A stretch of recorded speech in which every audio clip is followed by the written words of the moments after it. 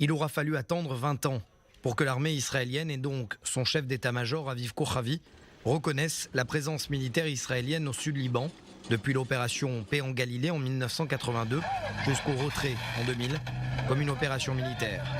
20 longues années que les soldats ayant pris part au combat dans cette zone attendaient d'être reconnus pour leur service à cette frontière nord. Ils vont d'ailleurs recevoir une décoration militaire. Le ministre de la Défense, Benny Gantz, a félicité cette décision. Lui, qui était devenu 1 an avant la sortie de Tsahal du sud Liban, le commandant des troupes déployées sur place.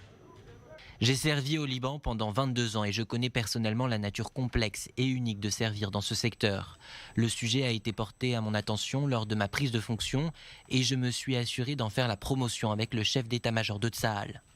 Le président Reuven Rivlin a lui aussi tenu à saluer cette décision et l'a qualifiée de reconnaissance d'un peuple envers ses soldats. Les combattants ont perçu ces avant-postes et ces batailles comme une mission de protection des villages de la frontière nord. Ils ont combattu et parfois n'en sont jamais revenus. Des décès de combattants quasi quotidiens, une présence militaire au sud Liban très contestée en interne, ont poussé le premier ministre israélien de l'époque, Ehud Barak, à entamer un retrait unilatéral en moins de 24 heures, le 24 mai 2000.